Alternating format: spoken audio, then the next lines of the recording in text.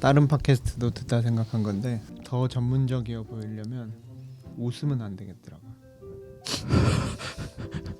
잘 안 웃더라고. 그런 것만 들은 거 아니에요? 아니 근데 누가 안 웃으는데요? 하는 사람들이 말을 하면서 잘 안 웃어. 말하면서 응. 말하면서는 잘 안 웃는 것 같아요. 웃음소리와 말소리가 되게 단호하게 분리되는데 아니, 우리는 잘 웃는데 우리는 웃음소리와 말소리가 엄청 섞여. 그러니까 오디오가 물린다는 거죠? 물리기도 하는데 웃음의 빈도가 너무 높고 말하면서 많이 웃어. 유명해서 그렇죠. 근데 원래 우리는 좀 웃기려고 하는 거 아니에요? 아 맞아, 웃음에 욕심 있으시잖아요. 아니 웃겨도 자기가 웃으면서 하는 거랑 나 좀 되게 많이 웃으면서 얘기하네. 그러니까 웃으면서 그냥 지적을 하면 되지 왜 이걸 공적으로 얘기를 해요?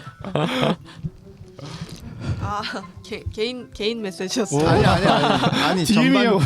거의 DM이네 이거. 이 정도 수준이면. 아니, 전반적으로 그러니까 웃을 때는 약간 떼고. 네. 우리는 그런 거 약간 송은이와 김숙의 비밀 보장 같은 뉘앙스라고 생각하는데요.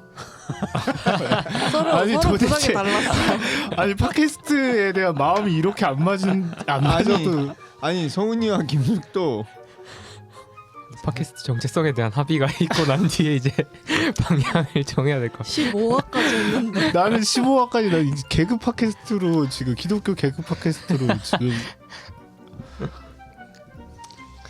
웃읍시다. 그래서 내가 그 땡소리 없앴을 때 얼마나 정말 자식 하나를 잃은 것 같은 느낌으로. 자, 합시다. 신앙과 사유를 더 깊고 넓게 만들 책으로 여러분의 서가를 가득 채우는 시간. 여기는 기독서가 클럽입니다. 저는 오늘의 호스트 청아람 박현철이고요. 오늘도 서가를 채워주실 세 분 함께하고 있습니다. 우리 인사해 주실까요? 고인표 간사입니다. 네, 박예창 은사입니다. 김유미입니다. 네, 기독서가 클럽은 우리 시대 그리스도인이 마주한 한 가지 주제를 놓고 4명의 독서가가 정성껏 책을 고르고 함께 이야기 나누며 사유하는 팟캐스트입니다. 무겁지 않게 나누는 이야기들을 들으면서 여러분들이 하나님과 세상 그리고 나 자신을 다시 생각할 수 있고 이번 주말 읽을 책 한 권 고를 수 있다면 저희가 준비하는 노력이 보람이 있을 것 같습니다. 오늘도 즐거운 이야기 함께 나누고 싶고요. 딴 일 하시면서 편히 들어주시고 듣고 난 후에는 댓글이나 응원 한마디 남겨주시면 큰 힘이 될 것 같습니다. 저희 본격적인 주제에 들어가기에 앞서서 패널들 근황이나 안부를 좀 나눠볼까요? 다들 어떻게 지내셨나요? 개강을 했습니다.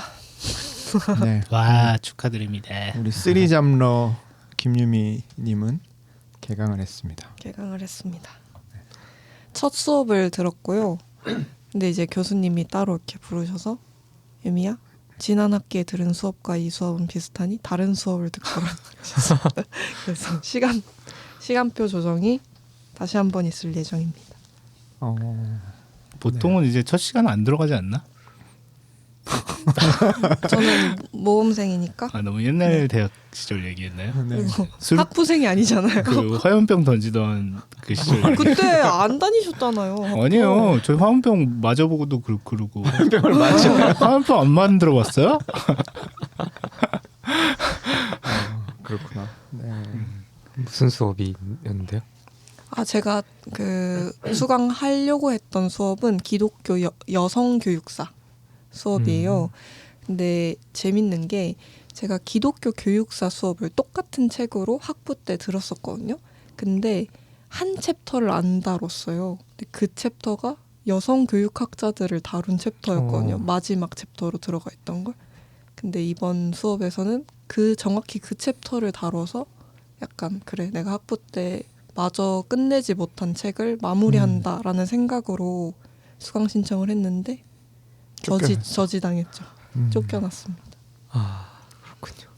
근데 그 책이 기독교 교육학회에서 펴낸 책인데 제가 저를 가르쳐 주시는 지도 교수님이 마지막 챕터를 쓰신 거예요. 근데 그때도 너무 그 앞 챕터의 여성교육학자를 다루지 않아서 어떤 사명을 가지고 마지막 챕터를 쓰려고 그 작업에 참여하셨대요. 근데 놀랍게도 그 책으로 수업을 들었는데 마지막 챕터를 다루지 않았던. 끝끝내 마지막 모르는 거군요. 네, 네. 그랬었습니다. 그래서 뭔가 마무리하는 느낌으로 듣고 싶었는데 이제 교수님이 너는 들었다. 그것만 안 들었는데요, 그러지. 그렇게 얘기했거든요. 돌아가면서 왜 이 수업 듣게 됐냐. 보통 첫 시간에 그런 이야기 하잖아요. 그래서 이 에피소드를 이야기하고 교수님도 약간 분개하셨는데 이제 쉬는 시간에 그치만 너는 들었다. 지난 학기에. 그렇군요. 그랬습니다. 네.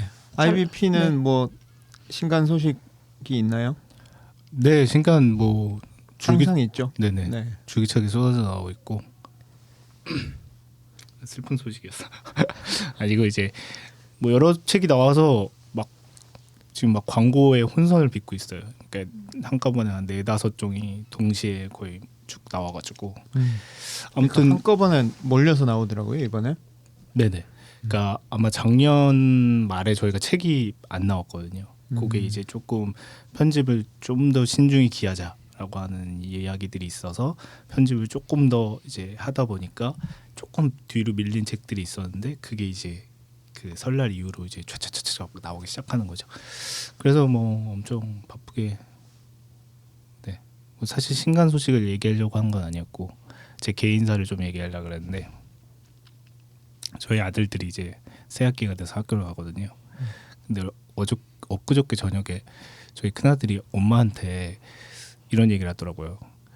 그 아빠가 팟캐스트에서 동생 얘기는 하는데 자기 얘기를 안 해준다고 그래가지고 매정하다 매정해. 몇 학년이죠? 엄마한테 일르더라고요. 이제 5학년 됐는데 5학년인데 네. 아직도 그걸 기다리다니.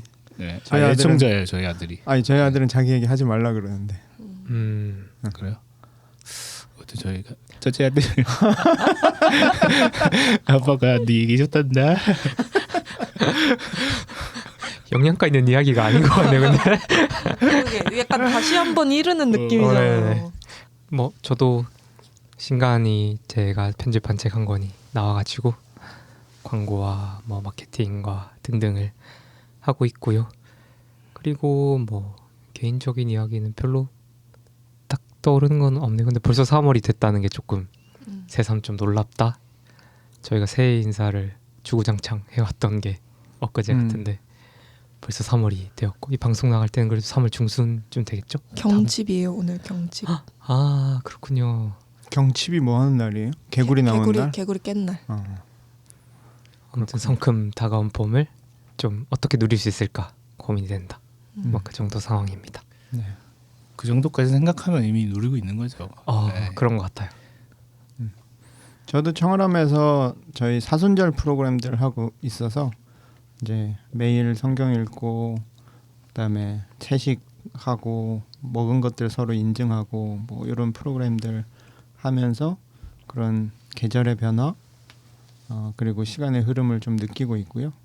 뭐 IBP에서도 사순절 돌이키며 바라보다 네. 기다리면 대림절이었죠. 네. 네, 아무튼 그 책이 잘 나가고 있던데 네. 청취자 여러분도 이 사순절 기간을 의미 있게 보내시면 좋겠고 IBP 책도 한번 보시면 좋을 것 같습니다. 왜 이렇게 오늘 저희 이게 샘플이에요, 샘플. 이제 다른 출판사들 광고하시라고. 농담입니다. 네. 그러면 본격적인 주제로 우리 한번 들어가 볼까요? 오늘 우리가 할 이야기는 늘 간절하지만 손에 잡히지 않는 하지만 생각만 해도 마음이 따뜻해지는 마치 뜬구름 같은 질문 하나를 이야기해 보려고 합니다. 과연 우리는 언제 편히 쉬는가? 제가 이 질문에 마음이 따뜻해지지만 뜬구름 같다고 한 이유는 언제 편히 쉬는가라는 이 질문이 뜬구름처럼 손에 잡히지 않는 아련한 질문이기 때문이죠. 기독교인들은 일주일에 하루 창조의 완성을 의미하는 안식일을 지키지만 사실 우리의 주일은 안식보다는 더 힘들고 많은 일에 치이는 경우가 많습니다. 이게 과연 정상인지 질문하고 괴로워하는 분들도 많이 있고요. 누구나 중요하다는 것을 알지만 현실적으로는 정말 어려운 일, 누구나 간절하지만 정작 가진 사람은 많지 않은 것, 바로 안식과 쉼이 아닐까 생각해 봅니다.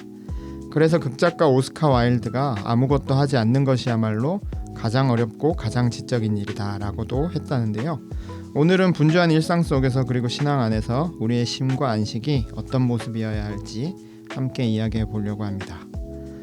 오늘 주제 패널들 생각 한번 들어보고 싶고요.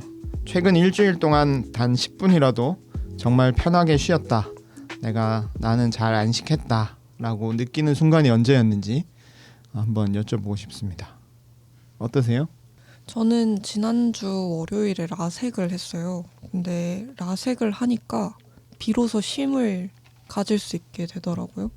그러니까 아무래도 빛에 굉장히 민감해진 눈을 갖게 되었다 보니까 한 3일 동안은 핸드폰이나 컴퓨터 앞에 앉지 못하게 하거든요. 병원에서. 그래서 정말 암막 커튼을 내리고 집을 아주 어둡게 한 채로 핸드폰도 보지 않고 3일을 보냈는데, 그렇게 온전히 쉬고 나니까 제가 지난 1년 동안 하지 못했던 집안일을 하나씩 해내는 걸 보고 쉼은 굉장히 중요한 것이구나를 깨닫게 됐어요. 그래서 10분이라고 말씀하셨지만 저는 3일을 온전히 쉬었습니다. 훌륭합니다. 3일을 그렇게 온전히 쉴 수 있다는 게 쉬운 일이 아닌 것 같아요. 네, 쉬운 일이 아닌데 청월함에서 배려를 해줘서 어려운 일을 해냈습니다. 그 유미 간사님 말 받으면 좀 보통 아플 때 쉬게 되는 것 같다는 생각이 드는 것 같아요.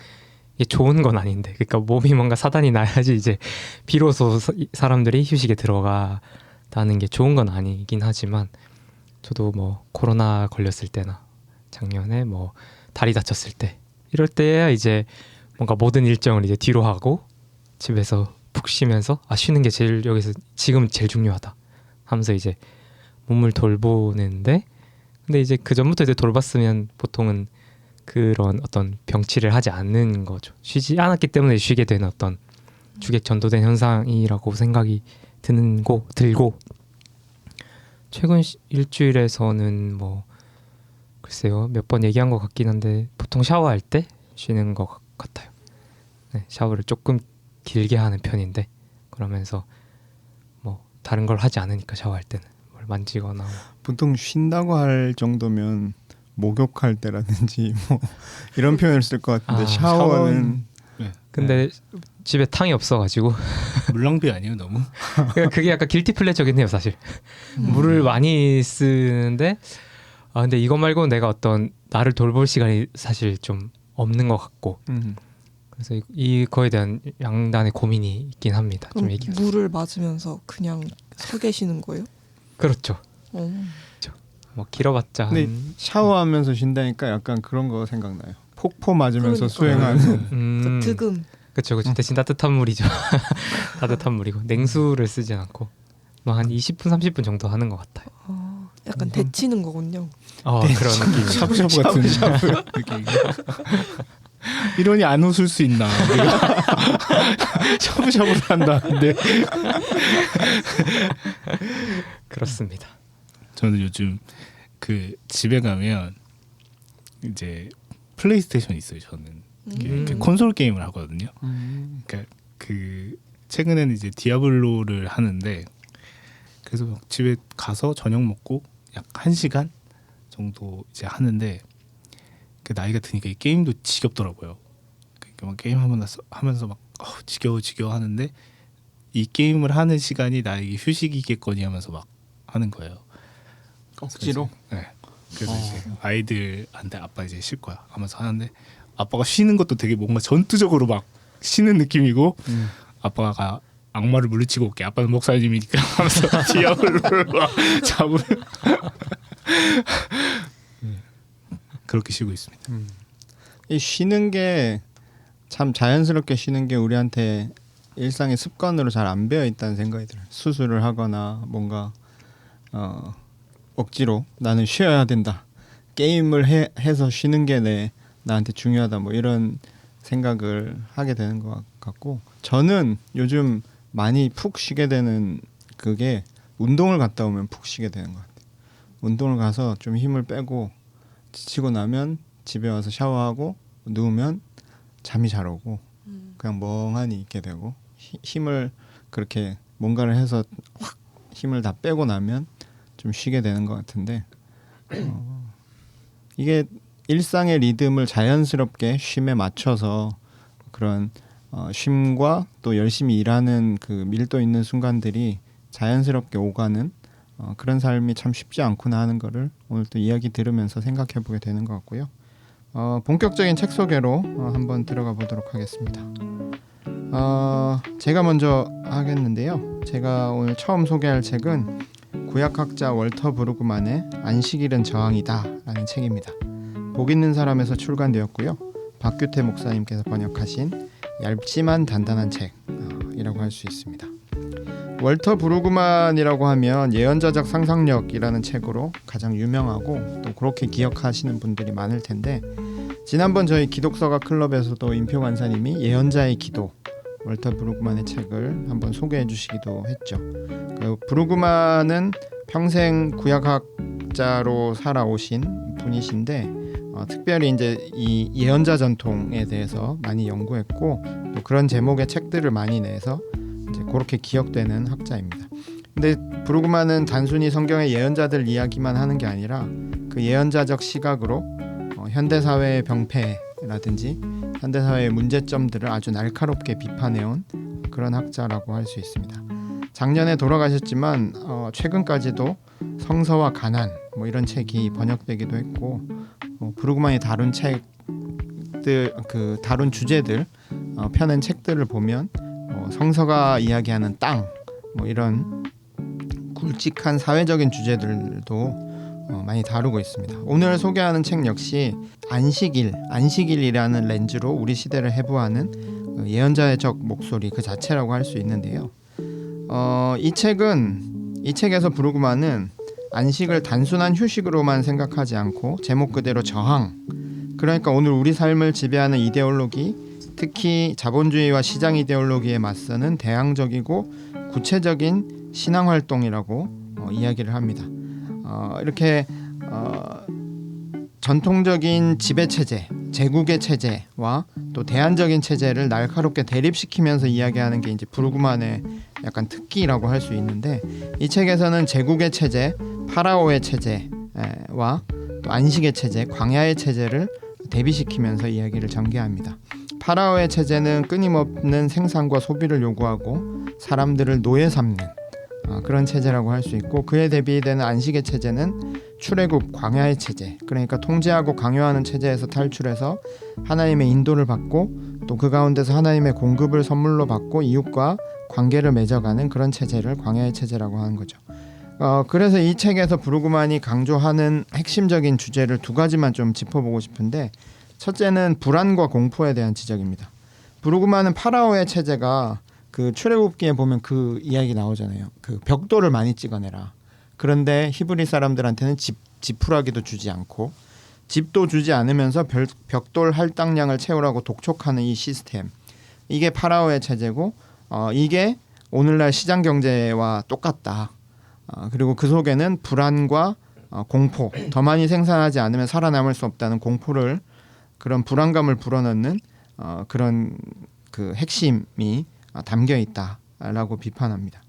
우리가 사실 실제로 잠자는 시간조차 아까워하고 쉬는 시간을 아까워하면서 생산성이라는 벽돌을 찍어내느라고 불안에 시달리는 게 이 현대인들의 문제라고 할 수 있는데 브루그만은 벽돌을 더 찍어내야 한다는 이 파라오의 목소리에 아니오라고 답하는 것. 내 가치가 생산량이 아니라 하나님의 사랑에 있음을 선포하는 것이 안식일의 정신이고 우리가 그런 안식일의 정신을 지키고 그 안식의 체제, 광야의 체제를 따라 살아가야 한다라고 주장합니다. 둘째로 인상적인 것은 이 책에서 안식일을 나 혼자 쉬는 날이 아니라고 정의하는 점입니다. 안식일 계명이 하나님 사랑과 이웃 사랑 사이에 있는 다리 역할을 한다. 그러니까 안식일 계명이 4계명인데 1, 2, 3계명 하나님 사랑의 계명과 5, 6, 7, 8, 9, 10 이웃 사랑에 대한 계명 사이에서 이 안식일 계명이 다리 역할을 한다고 브루그만은 이야기합니다.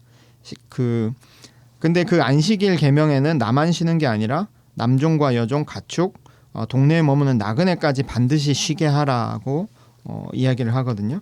그래서 우리가 쉬지 않고 무언가를 소비하고 요구할 때 누군가는 반드시 그 서비스를 제공하기 위해서 일해야 한다는 거. 내가 안식을 지킨다는 것은 다른 사람들의 노동 그리고 다른 사람들을 어쩌면 더 불안하게 하는 것일 수도 있다라는 것들을 우리가 기억해야 한다는 걸 브루그만이 지적하고요. 탐욕을 멈춤으로써 내 이웃을 착취하지 않겠다는 사회적 정의의 실천이 안식일의 정신이다라는 것을 브루그만이 강조합니다. 그래서 안식을 개인의 쉼으로만 생각하지 않고 공동체적 관점으로까지 확장하는 거, 이게 또 이 책의 장점이라고 할 수 있을 것 같습니다. 사실 이 책을 정하고 좀 고민을 했어요.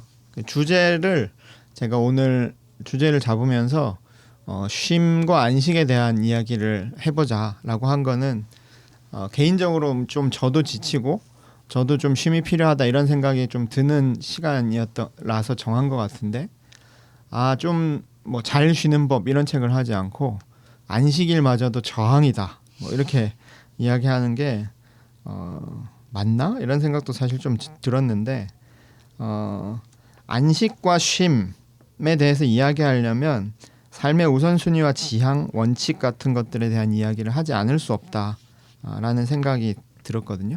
그냥 무작정 우리가 체제에 대해서 고민하지 않고 지금 나를 추동하고 있는, 그리고 내가 헌신하고 있는 가치가 무엇인지를 고민하지 않고 그냥 쉬어버리면 그 뒤에 내가 쉬었던 것들 때문에 내가 쉬는 시간 동안에 쌓인 일들에 내가 다시 쫓기는 그런 경험을 할 수도 있다는 생각이 들어서 내 개인의 쉼이라는 것도 이 구조적 문제와 엮여 있다는 생각이 들고, 내가 원칙을 바로 세우지 않으면, 그래서 여기서 브루그만이 이야기하는 것처럼 당신이 무엇에 헌신하고 누구를 따라 살아가는지를 정확하게 세우지 않으면 쉰다고 해도 제대로 쉬는 게 아니라는 생각이 들고, 그런 점에서 이 책이 현대사회의 구조적 문제를 점검하고 믿고 따르고 헌신하고 있는 것이 무엇인지를 돌아볼 수 있게 해준다는 점에서 우리가 안식을 생각하기 위해서 잘 쉰다는 것은 무엇인지, 내 생활 속에서 안식일의 자리를 마련한다는 것이 무엇인지 이렇게 결정하기 위해서 이 책의 교훈을 한번 귀 기울여 볼 필요가 있다 이런 생각을 했습니다. 오늘 제가 소개한 브루그만의 책 안식일은 저항이다. 네, 약간 강한 톤의 책이지만 한번 읽어보시면 좋겠다라는 생각이 듭니다. 같이 나누고 싶은 이야기는 내 안식을 방해하는 것 혹은 내 안식을 지배하는 것. 그래서 내가 지금 따르고 있는 체제가 어떤 체제인가를 한번 좀 생각하고 이야기해봤으면 좋겠는데요. 어떠신가요?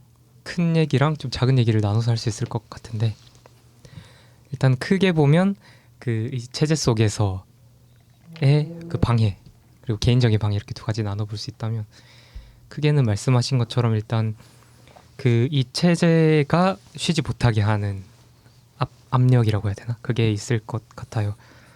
그러니까 뭐 피로 사회 같은 데도 보면 이제 근대까지는 뭔가 외부의 규율과 규칙이 되게 엄밀하게 규정되어 있어서 외부의 압력으로 나를 짓누르는 거라면, 이제 자본주의가 되고 신자유주의가 극화되면서는 이제 스스로 태워야 되는, 그러니까 뭔가 외부에서 뭔가 압력이나 그 외형적인 무언가가 없더라도 내가 자꾸 개발해야 되는 그 어떤 정신적인 그 압력을 받는다는 거죠. 그렇게 보면 이제 계속 누군가가 하지 않아도 가만히 있는 게 뭔가 죄스러운 것 같이 계속해서 뭔가를 정진해 나갈 될 것 같은 그런 불안감이 사회에 소위 뭔가 자기 개발과 뭔가 성공과 그런 거에 그 이데올로기적인 면에서 있는 것 같고, 그 속에서 각자의 어떤 발현되는 건 좀 다를 것 같은데, 저는 컨텐츠적인 압력은 아니고 뭐라 해야 될지 모르겠지만, 그러니까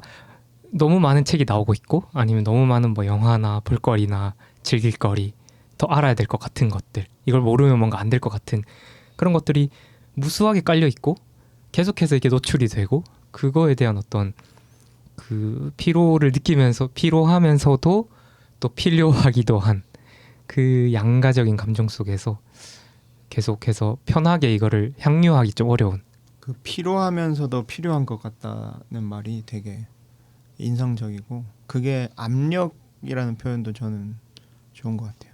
딱 그 압력을 받는 것 같아요. 필요하지만 이게 필요한 게 아닌가? 계속 그 고민을 하고 그게 압력으로 작용하는 것 같아서 딴 분들은 어떠세요? 저는 약간 그 경쟁의 구도와 시스템들 이런 것들이 되게 압력을 많이 받는 것 같아요. 저는.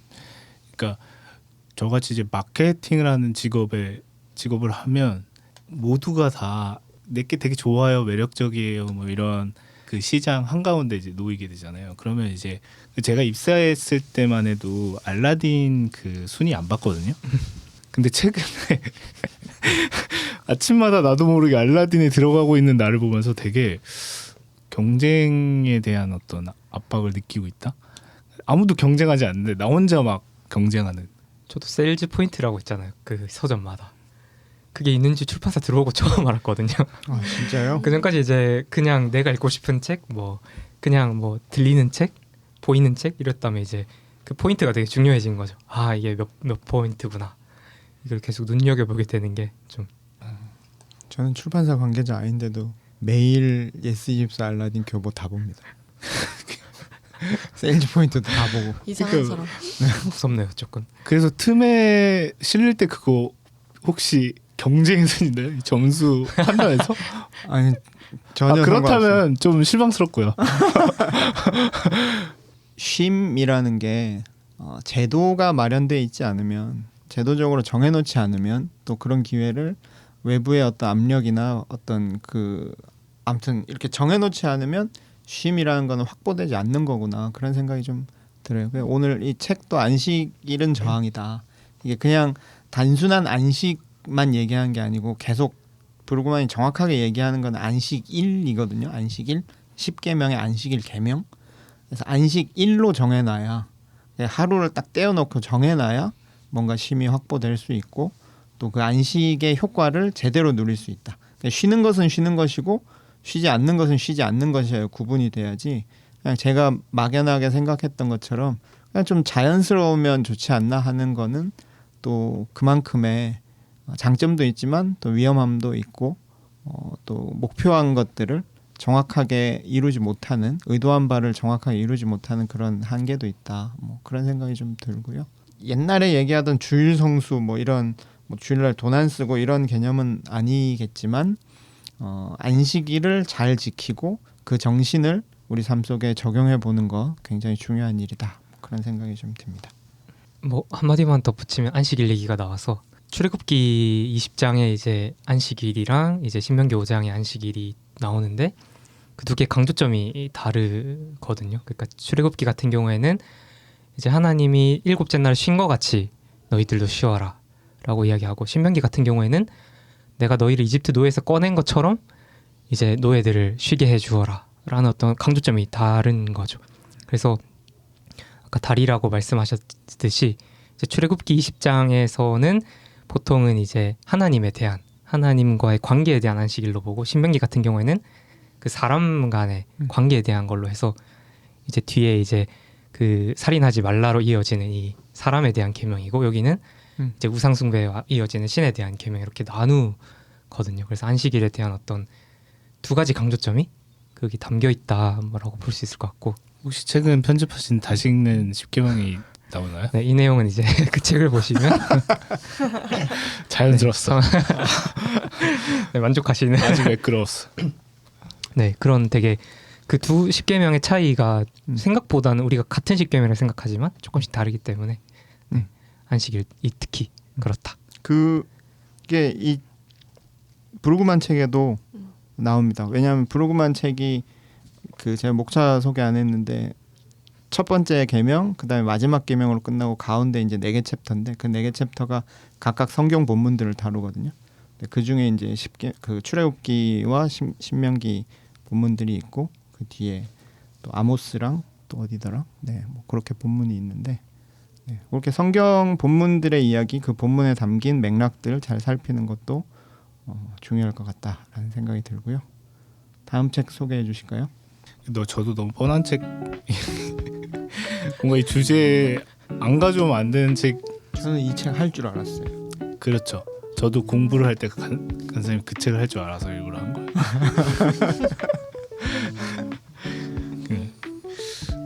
제가 오늘 소개할 책은 마르바던의 안식입니다. 안식일에 관한 책이죠. 이게 사실 제목에 안식이라고 안 써 있고 안식이라고만 써 있어가지고 이게 보시고 배신감 느끼는 분들 굉장히 많으신데 근데 사실 저도 마찬가지였어요. 제가 처음에 이 책을 제목만 보고 약간 되게 기대했던 건 되게 좀 이 책을 보면 좀 쉴 수 있겠다 이런 생각을 하면서 책을 골랐었는데 읽어보면 또 그런 내용이 아니죠. 이 책은 우리가 정말 쉬고 있는가? 라고 하는 어떤 의문점을 갖게 해주는 책입니다. 우리가 생각하는 쉼은 되게 이런 거일 것 같아요. 그러니까 쉬려고 여행 가고 쉬려고 카페 가고 또 쉬려고 콘텐츠를 보다가 결국은 더 피폐해지고 피곤해지는 삶이 바로 우리의 삶이 아닌가 이런 생각을 해봅니다. 하지만 이 마르바더는 안식일을 단순한 휴식이 아니라 하나님 중심으로 삶을 다시 정렬하는 시간이라고 얘기하는데요. 이거는 월터 브루그만이 얘기했던 어떤 안식과 약간 맥락이 좀 비슷한 것 같아요. 결국엔 휴식이라고 하는 게 나의 삶을 되게 편안히 고요하게 되게 뭐 포동포동 살지는 어떤 평화의 시간으로 나를 이끌고 가는 것이 목적이 아니라 하나님 중심의 삶으로 좀 나를 다시 정렬하는 것이 진정한 안식이다 이렇게 얘기하고 있고요. 이 책은 안식일에 대한 지식을 설명하는 책이라기보다 안식일을 실제로 살아가 보라고 하는 어떤 간절한 호소로 우리를 좀 이끌고 있는 책이고 이 책이 제가 이제 오늘 설명하려고 좀 다시 떠들어 보다가 재미있는 것 2가지를 발견했는데요. 첫 번째는 이 책이 총 4장으로 구성되어 있고 각 장이 7개 챕터로 되어 있습니다. 그러니까 일주일 한 달의 방식으로 구성되어 있어요. 되게 조직적이다, 기획적인 어떤 구성이었고 그다음에 제가 이렇게 헌사합니다라고 하는 헌정사가 보통 앞에 이제 짧게 있잖아요. 뭐 사랑하는 내 아내에게. 근데 이 헌정사는 되게 길어요. 1장이나 되거든요. 근데 여기에 보면 그 안식이 필요한 사람 모든 이에게 이 책을 바친다로 시작해서 이런 사람들 이렇게 쭉 나열합니다. 안식이란 책 읽어보신 분 있으신가요?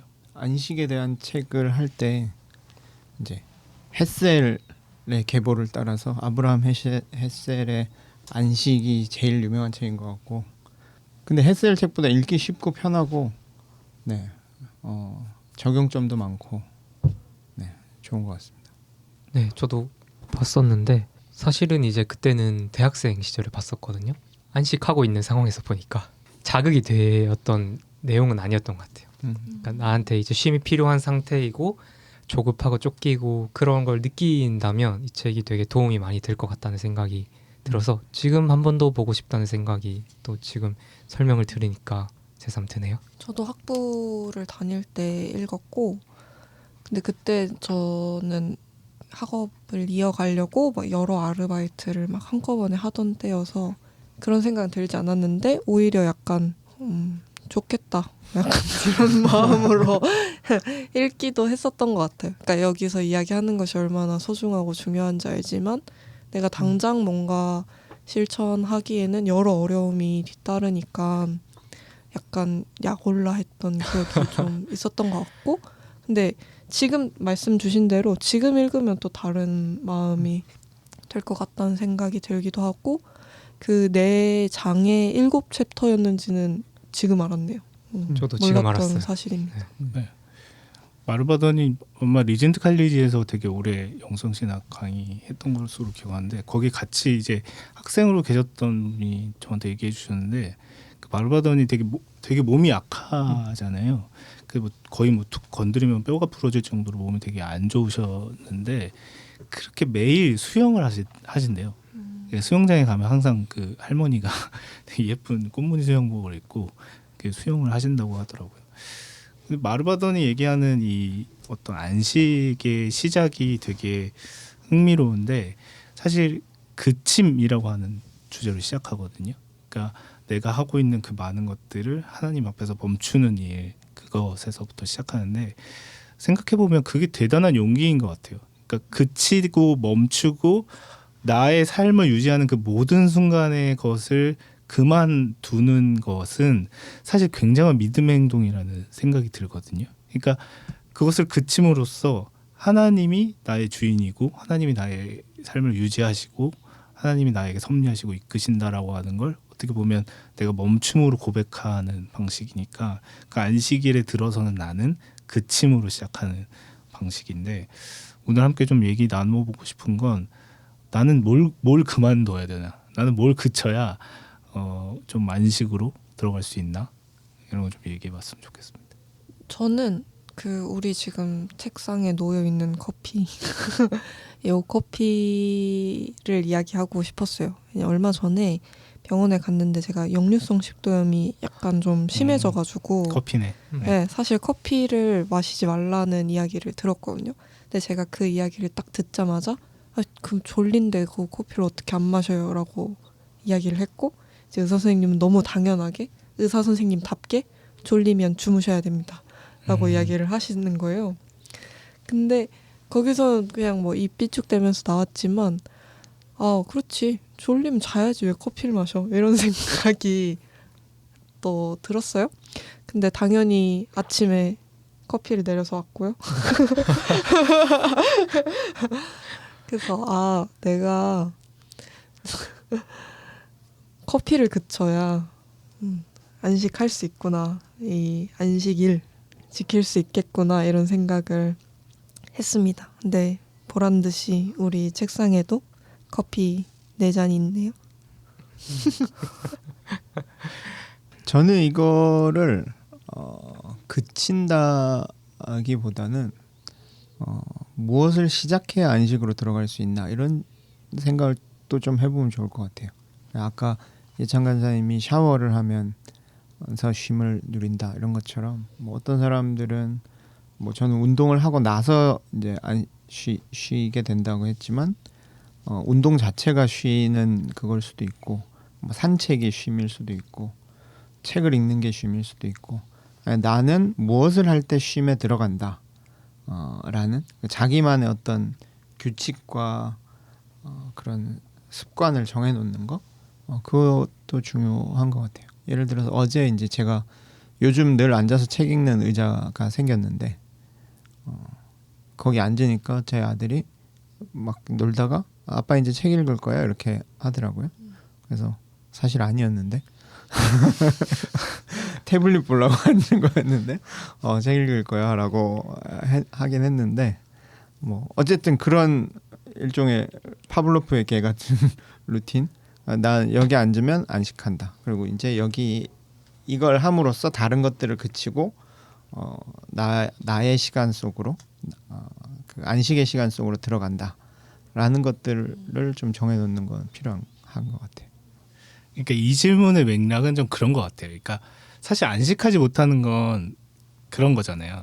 예를 들면 커피를 마셔야 하는 건 내가 뭔가 더 깨어 있어서 내 삶을 연명해야 하기 때문에 내가 이 커피를 안 마실 수 없는 거고 그래서 결국에는 이 커피가 나를 안식하지 못하게 하는 게 아니라 내 삶을 계속 깨어서 연명해야 한다라고 하는 그 어떤 강박 아닌 강박이 사실 나를 쉼으로 들어가게 하지 못하는 거죠. 근데 사실 그 강박을 그치면 온전한 쉼으로 들어가는 안식일을 맞이하는 그 첫걸음이 된다는 거죠. 거기에서부터 이제 사실 내가 주인이 아니라 하나님이 나의 주인이 된다는 걸 암묵적으로 고백하는 것이기도 하고 저도 이 질문의 맥락에서 답해 보면 저는 되게 불안이 많은 사람이에요. 그러니까 불안이 많다는 건 불안 때문에 뭔가를 미리 좀 더 멀리 볼 수도 있게 해주고 일을 빨리 처리할 수도 있게 해주지만 그 불안 때문에 쉬지를 못하는 거예요. 동동거리게 되는 거예요. 그래서 밤 12시에 무슨 댓글이 달려도 댓글 이제 욕이면 삭제하고 뭐 판별하기도 하고 이제 뭐 새벽 3시에 뭔가 이제 저한테 메시지가 와도 그걸 답변하는 이유는 내가 그걸 하지 않으면 우리 회사 이미지에 타격이 갈까봐 그분이 기다릴까봐 이런 불안들이 엄습하는 거죠. 그러니까 제가 만약에 그쳐야 한다는 게 있다면 전 불안을 좀 그쳐야 된다 이런 생각을 하게 됩니다. 저는 그 멀티태스킹을 멈춰야 하지 않을까 그런 생각을 하게 돼요. 다른 분들 어떨지 모르겠지만 뭐 예를 들면 이제 밥을 먹을 때 뭐 유튜브를 보면서 밥을 먹는다. 아니면 뭔가 집안일을 할 때 그 뭐 팟캐스트를 들으면서 자충 술 수 있긴 한데 아무튼 뭔가 앞에 그 오프닝 멘트 못 들어서 딴짓하면서 이거 들으라고. 그렇죠. 근데 기독서가 클럽까지는 괜찮은데 경쟁사 막 얘기. 아무튼 뭐 예를 들면 오디오북을 듣는다. 뭐 강의를 들으면서 이렇게 한다. 어쨌든 무언가 하나의 일을 하지 않고 그거를 겸해서 아니 뭔가 누군가와 뭔가 대화를 하면서 뭔가 일을 한다, 통화하면서 한다, 뭐 등등 여러 사실은 이 바쁜 현대사에서 시간을 쪼개서 써야 되기 때문에 이제 하나 일을 할 때 여러 개를 같이 하는 게 되게 평범한 게 느껴지지만 사실은 그거를 그 일에 집중할 때랑 뭘 하면서 할 때랑 또 이게 밀도가 달라지는 것 같고 거기서 오는 어떤 그 차이가 있다고 느껴지는데 그래서 뭐 매번 그럴 순 없겠지만은 가끔은 뭐 모든 거를 내려놓고 밥을 먹어본다든지 뭐 가사 노동을 해본다든지 뭐 이런 시도들이 조금 쌓여보면 어떨까 하는 생각이 듭니다. 제가 최근에 그 지난 며칠 전 대보름이었는데 대보름 나물로 비빔밥을 해서 먹으면서 그 이름을 모르는 나물들이 있어가지고 이게 뭘까라고 이렇게 거기에 감각을 좀 집중해봤거든요. 그랬더니 굉장히 재밌었어요. 그래서 꼭꼭 오래 씹는 거예요. 눈을 감고 이게 뭘까? 이게 가지나물일까 호박나물일까를 생각하면서 눈을 감고 이렇게 꼭꼭 씹어 먹어봤는데, 그러니까 이게 밥 먹으면서도 다 뭘 보잖아요. 뭘 보면 혼자 밥 먹을 때는 뭘 보면서 먹고 밥 먹는 데는 크게 의식하지 않는 거죠. 근데 거기 한 군데에 집중해서 꼭꼭 씹어 먹고 뭔가 의식해 보는 거, 그게 우리한테 주는 어떤 새로운 감각 이런 것들이 있을 텐데 지금 말씀하신 여러 활동들을 동시에 하는 거를 멈추는 거, 그게 우리가 쉰다고 할 때도 아무것도 하지 않는다기보다 뭘 하면서 쉴 건가 이런 고민들을 많이 하는데 정말 아무것도 하지 않는 것에 집중하는 것, 이거에 대해서도 좀 생각해 보면 좋겠다는 생각이 드네요.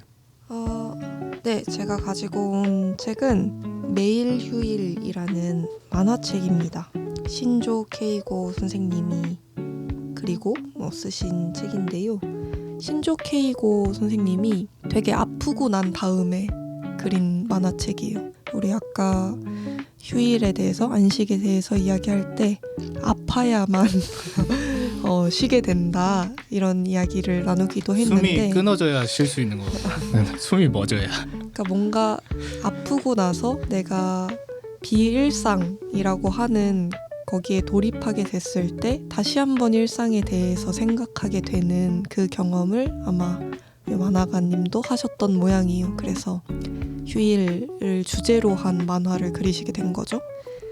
이 만화책의 주인공은 저랑 동갑이에요. 히로토라는 청년이 나오는데 이 히로토가 알바로 이제 생계를 유지하는 프리터족이거든요. 그래서 이 만화책에 나오는 등장인물 중에 아주 유별나게 쉼을 잘하는 청년입니다. 근데 이 청년이 어느 날 3월 딱 우리 지금 방송을 듣고 있는 요맘때에 이 동네 산책을 즐겨요. 그러다가 평소보다 더 멀리 먼 동네까지 산책을 하게 되는데 되게 멋있는 집이 딱 나오는 거예요. 그래서 본인도 모르게 핸드폰으로 이제 그 멋진 집의 풍경을 찍습니다. 근데 그 집에는 되게 험상궂게 생긴 할머니가 살고 계셨어요.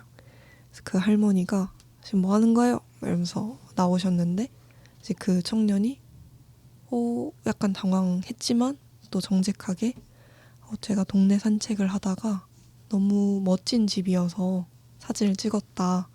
이 마당에 있는 나무와 이 꽃들이 너무 멋있고 집과 잘 어울려서 사진을 찍게 됐다라고 이야기하니까 이제 할머니 마음이 이렇게 사르륵 녹는 거죠.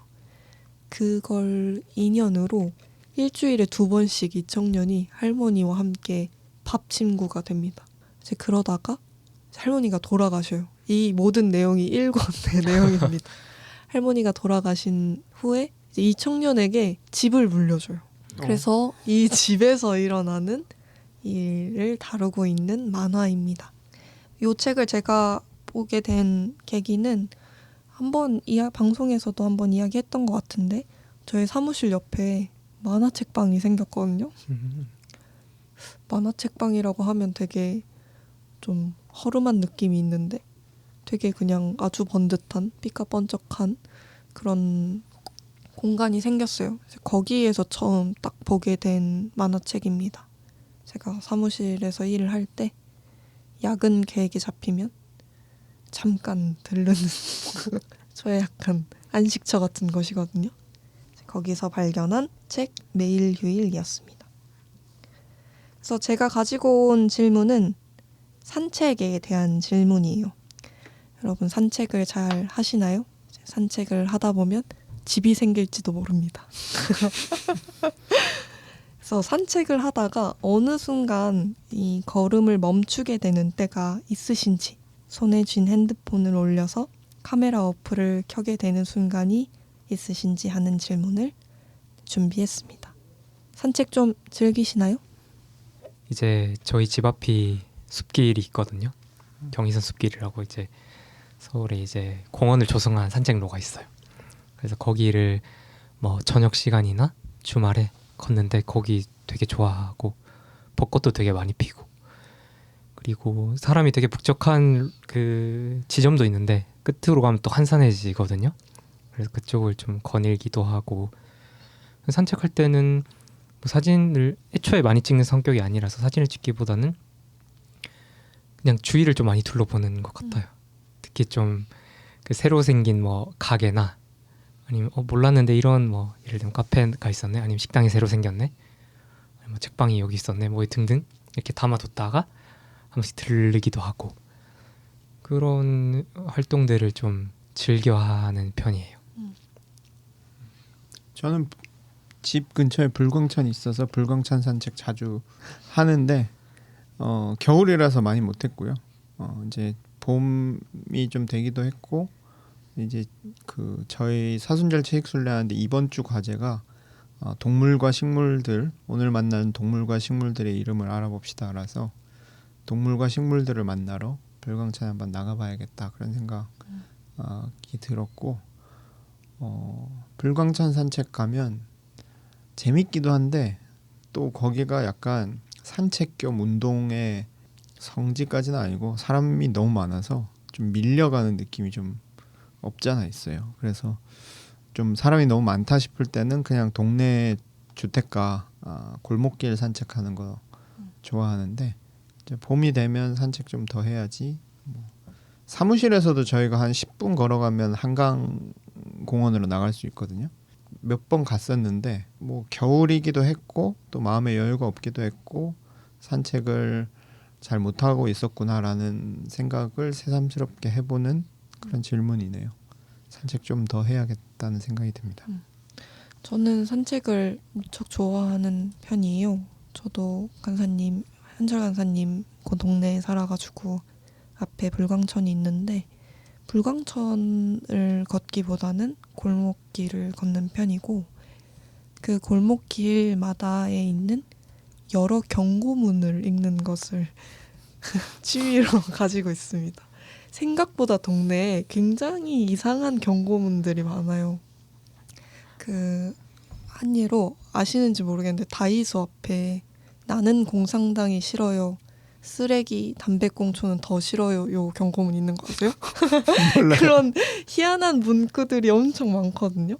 제가 좋아하는 경고문 중에 하나고 그 막 눈사람 만든 어린이가 아마 썼던 경고문인 것 같은데 힘들게 만들었어요. 아껴주세요. 이런 경고문들. 이런 제가 그런 경고문들을 발견하면 사진을 찍는 편이기도 합니다. 그래서 그런 사람들의 어떤 이야기들이 담겨 있는 그런 경고문들이 있어서 골목길 산책을 참 좋아하는 편이고 좀 한 달에 한 번은 애써서 좀 나가는 편이에요. 적어도 한 달에 한 번, 뭐 주에 한 번을 하려고 했는데 그건 잘 안 지켜져서 아예 마지막 주 수요일, 마지막 주 수요일은 무조건 산책을 한다 해서 짝꿍과 함께 골목길 투어를 하는 편입니다. 이 만화책에 제가 좋아하는 장면 1권 속에 있는데 그게 출근길 지하철 에스컬레이터 장면이에요. 이 주인공이 일본도 그렇고 우리나라도 그렇고 에스컬레이터 특히 출근길 퇴근길이 되면 무조건 한 줄 서기 하잖아요. 한 줄은 비워놓고 이제 빨리 그 지하철을 타야 하는 사람들을 위해서 이렇게 비워놓기 마련인데 주인공이 꿋꿋하게 두 줄 서기를 하는 인물이거든요. 근데 이 주인공은 원래 만화 속에서 이 주인공은 만화 속에서 화를 잘 안 내는데 딱 한 번 화를 내는 장면이 그 에스컬레이터에서 두 줄 서기를 하지 않는 이 풍토에 대해서 막 화를 내요. 자기가 이게 너무 싫어서 실험도 해봤다. 에스컬레이터를 걸어가는 것과 에스컬레이터에서 서 있는 것과 계단에서 걸어 올라가는 게 3m 차이밖에 안 나더라. 3m로 무슨 인생에 큰 변화가 있다고 사람들이 하면서 막 분개하는 장면이 나오는데 그 장면이 되게 좋았어요. 사실 에스컬레이터 두 줄 서기 안에서 엄청 고장이 많이 난대요. 다치기도 많이 하고 그래서 그래 3m밖에 차이 안 나는데 두 줄 서기 해도 되는 거 아닌가? 이런 생각을 저도 만화책을 보면서 했습니다. 다들 그치만 뛰어 올라가시고 내려가실 거죠? 뛰면 힘들어서 뛰진 않습니다. 네, 다음 책으로 넘어갈까요? 네, 마지막 책은 휴식은 저항이다라는 책입니다. 일단 안식일은 저항이다 첫 번째 책이랑 제목이 되게 비슷하죠. 그래서 원제를 찾아봤어요. 이것도 영미권에서 나온 책이고 그 안식일은 저항이다는 그 저항으로서의 안식일 굳이 이제 번역하자면 그리고 이 책은 휴식은 저항이다 직역한 제목이더라고요. 공교롭게도 이제 비슷한 제목의 형태를 가지게 되었지만 원제는 조금 느낌이 다르다라는 TMI를 얘기하고 그래서 이제 제목처럼 그 자본주의 사회는 우리가 계속 반복했듯이 쉬는 거를 되게 위험한 것처럼 마치 쉬면 도태될 것 같고 그 편승하지 못하는 사람처럼 게으른 사람처럼 이렇게 이야기를 하고 인간을 생산성과 어떤 기계처럼 그 치환하고 환산하는 어떤 이런 문화 속에서 그럼 휴식이라는 건 결국 거기에 저항하는 행위가 된다라고 이야기를 하는 거거든요. 그렇게 치면 월터 브로그만의 안식일은 저항이다 좀 괴가 굉장히 비슷한 책이라고 볼 수 있을 것 같아요. 그 이 책의 첫 문장이 되게 좋은데 저는 인상적이었거든요. 뭐냐면 나는 쉬었기 때문에 살아남았다. 이게 첫 문장이에요. 그러니까 너무나 당연한데 너무나 중요한 문장인 거죠. 우리가 살아남은 이유가 사실은 열심히 일해서 뭐 밤새서 야근해서 아니 뭔가 성공해서 돈을 많이 벌어서 물론 그것도 어느 정도 있겠지만 그것보다는 1차적으로 내가 쉬었기 때문에 결국 살아남은 거죠. 한 번도 쉬지 않았으면 살아남을 수 없는 거잖아요. 인간이란 존재가. 그러니까 이 중요성을 얘기하면서 인간은 쉬어야만 하는 존재다라고 이야기를 하죠. 그 문장에는 이런 문장들이 있어요. 몸은 기계가 아니다. 우리 몸은 해방의 장소다. 우리는 신성하며 우리의 휴식도 신성하다. 이렇게 이야기를 해요. 그래서 이 사람이 프로젝트를 하고 있는데 이게 무슨 프로젝트냐면 낮잠 사역단이라는 프로젝트를 하고 있어요. 되게 재밌죠. 귀엽고 재밌는데 그래서 이게 뭐냐면 낮잠을 자는 어떤 무브먼트를 하는 거죠. 운동을 하고 캠페인을 진행하는데 이렇게 다 이렇게 뭐 체육관에 날짜를 정해서 체육관에 모아가지고 다 낮잠을 자보는 경험을 한다든지 그래서 본인을 이제 낮잠의 주교라고 이제 부르는 사람인데 근데 이제 흥미로운 점은 이 사람이 이제 시인이고 공연 예술가이면서도 또 중요한 게 그 흑인 여성 신학자이에요. 그래서 그 책에서도 그 흑인 신학자인 뭐 제임스 콘이나 뭐 여성 신학자들도 거론이 꽤 되고 전반적인 맥락에 기독교적인 게 깔려 있어요. 이게 그냥 일반 출판사에서 나온 책임에도 불구하고 그 어떤 그 경계에 있는 좀 누구나 뭐 기독교인이 읽어도 충분히 호소력이 있지만 또 밑에는 어떤 기독교적 맥락이 또 깔려 있어서 그런 어떤 재미가 있고요. 네, 그런 책이고 이게 되게 얇으면서도 좀 선언문 같은 책이에요. 그러니까 되게 또 논증하거나 어떤 레퍼런스를 막 파헤치거나 아니면 사회를 분석한다기보다는 되게 아까 읽어드렸던 문장들처럼 되게 선언하고 우리는 어떤 존재인가를 막 밀어붙이는 강렬한 문장들로 가득 찬 책인데 뭐 호불호가 있을 수 있지만 이걸 봤을 때 그렇구나 하는 어떤 도전이 되는 면이 좀 많은 책이라서 가져와 봤습니다. 그래서 책에는 뭐 다양한 쉬는 방법들에 대한 이야기도 나오는데요. 그래서 질문으로 그거를 가져왔습니다. 그래서 저자가 책에서 다양한 휴식 방법으로 얘기하는 것들 중에는 막 20가지 이상 막 얘기를 해요. 몇 개를 나열해 보면 창밖을 가만히 바라보며 공상에 잠기기, 그리고 침대로 들어가기 전에 따뜻한 차 마시기, 그리고 음반 전체를 깊이 귀 기울여 듣기, 격하게 웃기, 그리고 기도하기 등등이 있습니다.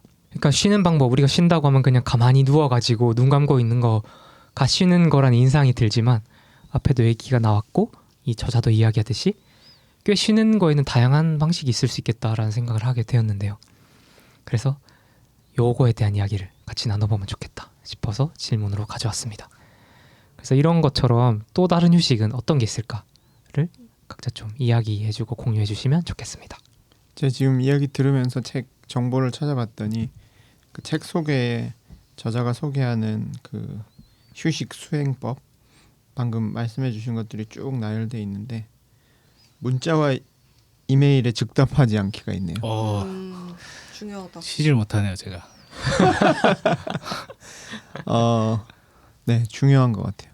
가끔씩 저는 저 자신을 위해서도 있지만 상대를 위해서 즉답하지 않을 때도 있어요. 실제로.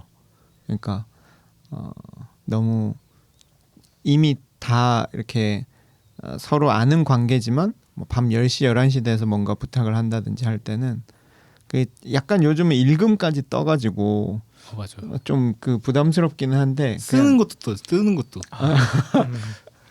그래서 근데 너무 늦게나 이 시간에는 답 안 하는 게 나을 것 같다 싶어서 답을 안 하는 경우들이 있는데 네, 그런 것도 좀 이야기하고 싶네요. 네.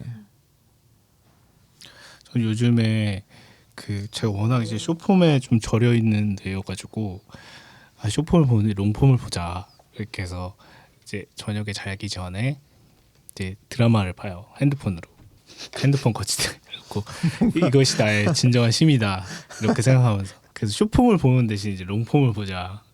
이게 뭔가 약간 최악보다는 뭐 차악이 낫다고 이렇게 그런 선택했는데 이 드라마가 약간 그 그레이 아나토미라고 약간 우리나라에 전원일기가 있다면 미국에는 그레이 아나토미가 있다. 이 시즌이 25시즌까지 있는데 거의 매 시즌마다 거의 20편 이상의 드라마가 있으니까 거의 뭐 100편이 넘는 100편이 뭐야? 하여튼 뭐 엄청나게 많은 거죠. 그래서 이제 이 롱폼을 보기 시작했는데 이제 평안하게 자려고 그 드라마를 보기 시작하는데 이 관계가 너무 얽히고 설키고 막 그래가지고 보다가 막 짜증이 너무 나는 거예요.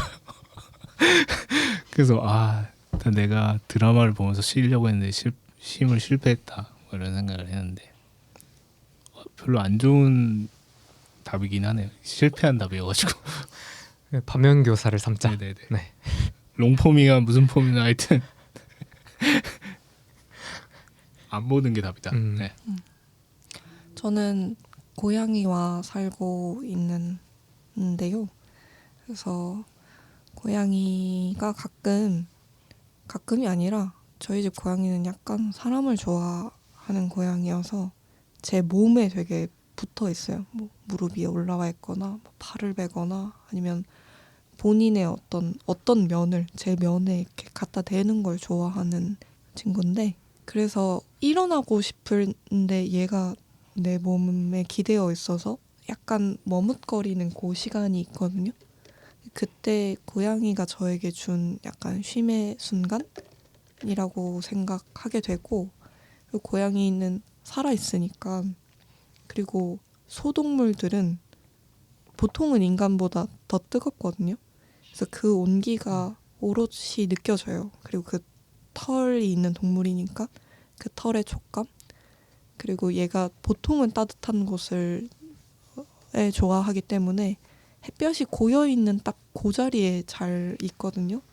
그러니까 저의 몸도 되게 쉽게 이 존재로 인해 약간 데펴지게 되는데 그 순간이 먼저 떠올랐고 그래서 이어서 떠올랐던 책이 있는데 이제 무라카미 하루키가 쓴 그림책이에요. 유일한 그림책이 후아후아라는 그림책이 있는데 일본어로 후아후아는 푹신푹신? 뭐 폭신폭신? 뭐 이런 정도의 의성어 의태어라고 해야겠네요. 그런 말이거든요. 이제 본인이 기르던 고양이와의 추억을 쓴 그림책인데 이제 그 책도 함께 생각이 났습니다. 그래서 저에게는 또 그런 휴식이 있어요. 네. 저는 그 좀 극단적이고 호불호가 있을 수 있지만 그 여행을 가는 거 또 하나의 방법일 수 있겠다 싶어요. 그 사람 성향마다 또 다를 수 있어요. 여행 가면 또 계획부터 시작해서 더 못 쉬는 사람이 있을 수 있지만 저도 그렇고 최근에 한 친구가 그 되게 그 회사에서 굉장히 일을 많이 하는 친구인데 그래서 좀 쉬어야 되는 거 아니냐 주위에서 얘기를 하는데 본인은 괜찮다고 계속 주장한 친구였거든요. 나는 이게 너무 어쨌든 내 개발이 되는 것 같고 성장할 수 있고 내가 원하는 일이니까 되게 난 괜찮은 것 같다. 그러고 얼마 전에 일본을 한 뭐 3박 4일 다녀오더니 나 이직해야겠다 이 얘기를 갑자기 하더라고요.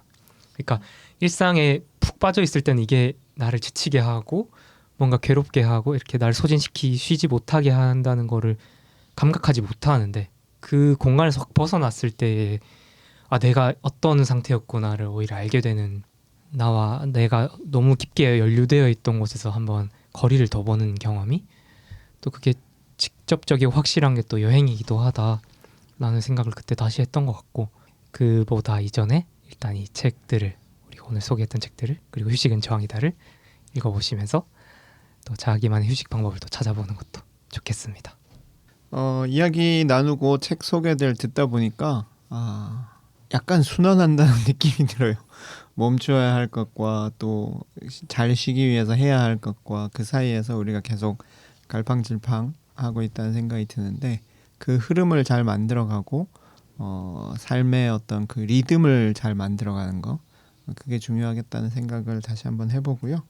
저희 에피소드가 이제 목요일에 발행되는데 오늘 뭐 발행되는 날 바로 들으시는 분들이라면 가장 피곤한 주말이 가장 기다려지는 그런 날이 아닐까 싶은데 이번 주말에는 뭘 하고 쉬실지 한번 상상해 보는 게 어떨까 싶습니다.